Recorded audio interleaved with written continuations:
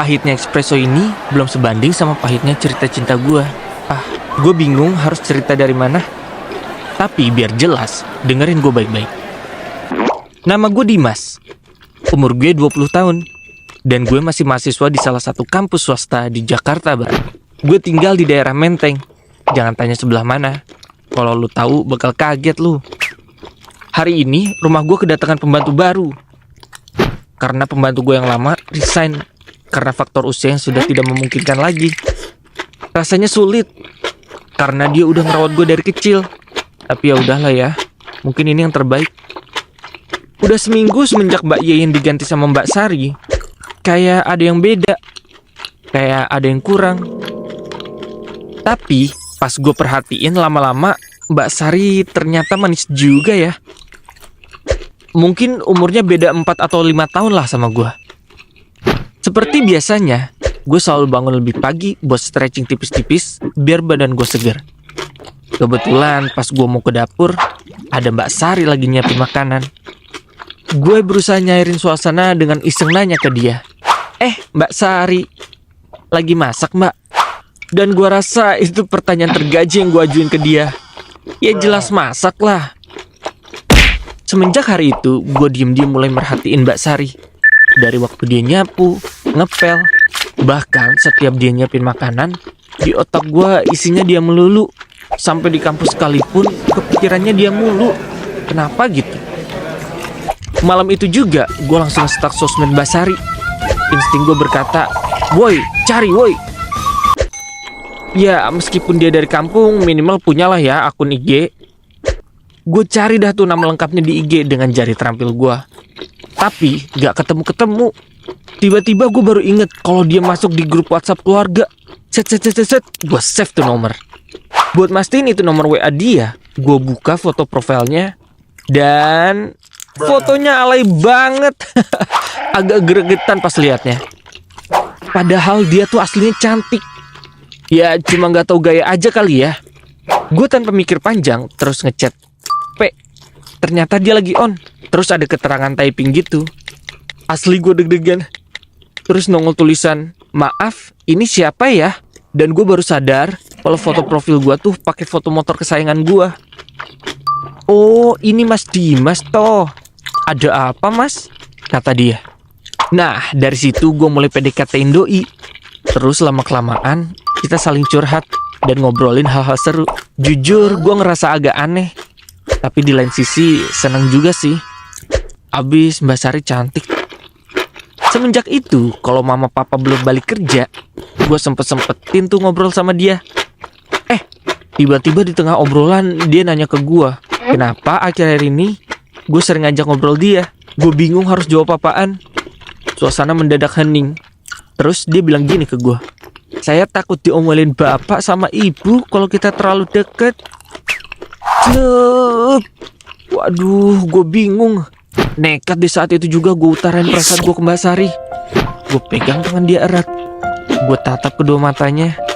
Lalu pelan-pelan gue yakinin Mbak Sari kalau gue jatuh cinta sama dia. Sontak dia kaget dan ngelepas tangan gue. Lalu dia pergi ke kamarnya dan ninggalin gue. Yah, kayaknya gue salah langkah deh. Mungkin juga ini hal yang tabu kali ya. Akhirnya gue memilih untuk pasrah. Sehari setelah kejadian itu, tepatnya hari Minggu, Mbak Sari nge-WA gue. Dan dia ngajak gue keluar karena mau ngomong sesuatu. Akhirnya kita pergi untuk pertama kalinya. Siang itu dia kelihatan beda banget. Cantik. Gak kelihatan norak sama sekali. Kita pergi ke sebuah coffee shop. Disitulah Mbak Sari mengutarakan perasaannya. Dia bilang kalau sebenarnya dia mau sama gue. Tapi di lain sisi dia takut. Dia sadar dengan statusnya yang cuma sebatas ART. Panjang lebar obrolan ini menghasilkan kesepakatan. Kalau untuk sementara ini kita akan menjalin hubungan secara backstreet, alias diam-diam. Yes! Tepat di hari itu gue resmi pacaran sama Mbak Sari. Iya, pernah suatu ketika teman-teman gue pada ngerjain tugas kampus di rumah gue. Terus Mbak Sari datang bawain minuman buat kita. Asli, temen gue pada melotot semua. Gak ada yang ngedip. Dari atas sampai bawah diperhatiin semua. Pas Mbak Sari pergi, mereka pada nanyain ke gua, siapa tuh cewek barusan? Dan gue jelasin kalau tadi itu pembantu gua. Lalu reaksi mereka kaget gak percaya. Masa ada pembantu secantik itu? Emang temen ngehe. Semenjak itu mereka sering banget main ke rumah gua. Sampai-sampai mama curiga, kenapa jadi pada rajin belajar bareng gini? Beberapa kali temen gue bilang, bagi-bagi dong Dim, bisa kali digoyang. Aduh pak, ini aja belum gue apa-apain. Suatu ketika rumah lagi sepi. Gue sama Mbak Sari lagi asik nonton di sofa. Gue rangkul dia. Dia juga megang tangan gue. Gue liat muka dia dari jarak deket. Asli, cantik banget. Beruntung banget bisa punya pembantu sekaligus pacar kayak dia. Rasanya pengen gue kiss saat itu juga. Tapi tiba-tiba mama pulang dari kantor lebih cepet. Gak kayak biasanya. Dan di situ Mbak Sari refleks pura-pura bersihin meja. Dan gue pura-pura main HP. Mama ngeliatin kita berdua dengan penuh curiga. Karena awkward, gue cabut ke kamar. Dalam hati gue, duh, aman gak ya?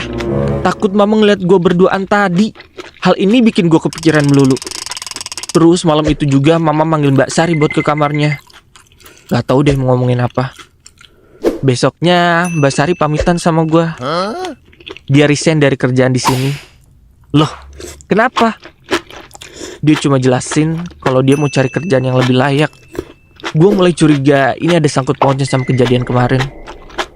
Akhirnya kita berusaha mempertahankan hubungan ini secara diam-diam.